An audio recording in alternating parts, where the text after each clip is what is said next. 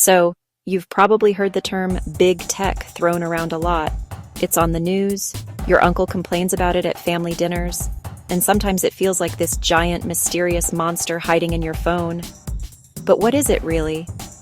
Think of it like the biggest, most popular kids in the high school of the internet. They're the companies that are so massive, so influential, that they basically shape how we live, work, and even think. They're not just selling you a product. They're building the world where you use that product. It's the digital equivalent of a company not just owning the biggest mall, but also the roads leading to it, the cars people drive on them, and the radio stations they listen to on the way. Now, you might have heard of FAANG, Facebook, Apple, Amazon, Netflix, Google. But things change fast in the tech world. Today, the cool kids table has a new name, the Magnificent Seven: Apple, Microsoft, Alphabet, Google's parent company, Amazon, Nvidia, Meta, formerly Facebook, Tesla. These are the giants, the titans, the ones running the show. They're not just rich, they are I could buy a small country rich. Their combined value is more than the entire economy of most nations, and their influence is just as huge. They design the phones, the software on our computers, the websites where we get our news, and the platforms where we share photos of our questionable life choices. They are so deeply woven into the fabric of our daily lives that trying to avoid them is like trying to avoid air. You can try holding your breath for a while, but eventually you're going to need to breathe. And that air? It's probably running on one of their cloud servers. Understanding big tech is important because it's not just about technology anymore. It's about power. It's about who gets to make the rules in our new digital world. All right. Let's do a quick roll call of the Magnificent Seven. Think of it as meeting the starting lineup of the world's most dominant sports team. First up, we have Apple, the company that makes your iPhone look so sleek you feel guilty putting a case on it. They make premium gadgets and control the exclusive club that is their App Store. Then there's Microsoft, the one that's been around forever, like that one uncle who still knows all the old dance moves. They make the Windows software that runs most office computers and are now a huge player in cloud computing and AI. Next, Alphabet, the grown-up name for Google. They answer all your weird late-night questions and basically run the internet's advertising world. Then you have Amazon, the store that has everything, from a book to a banana to a backyard trampoline in one order.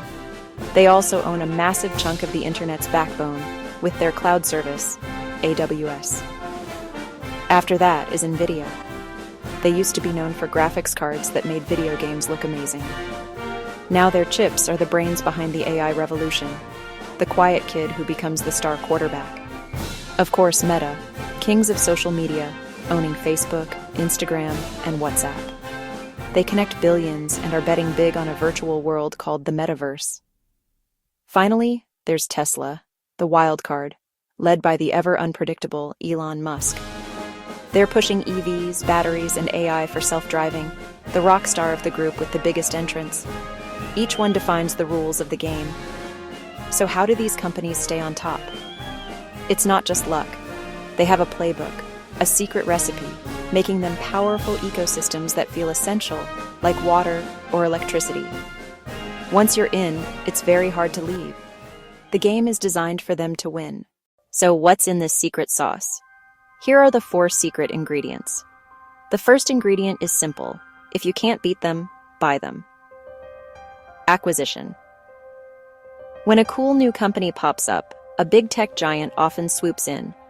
Facebook with Instagram and WhatsApp, Google with YouTube, Amazon with Ring.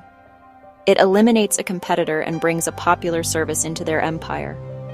The second ingredient is platform control. They don't just sell a product, they own the playground.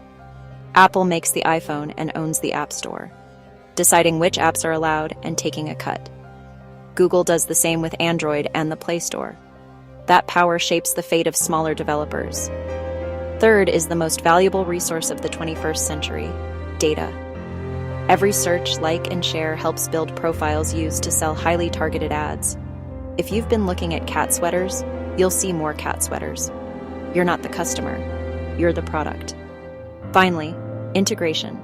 Everything working together so seamlessly that switching feels inconvenient. Google links photos, Gmail, Drive. Alexa controls Ring and orders from Amazon. A beautiful walled garden that's a gentle trap. Now, with great power comes, a lot of congressional hearings. People are asking tough questions. Antitrust. Being so big you kill competition, buying rivals and controlling platforms. Governments worldwide are suing for monopoly behavior. The second concern is privacy. Massive data collection raises fears, leaks, misuse, who it's shared with, and how it shapes what we see. It can feel like someone is reading your diary to sell you things. The old deal was free services for your data. Many now say the price is too high. Third, content moderation. Platforms host our content, but must decide what's allowed. Hate speech, misinformation, even foreign election interference. Take it down. It's censorship. Leave it up.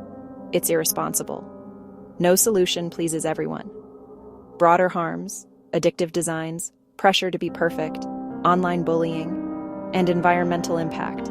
Data centers use immense electricity and water. Finally, market risk.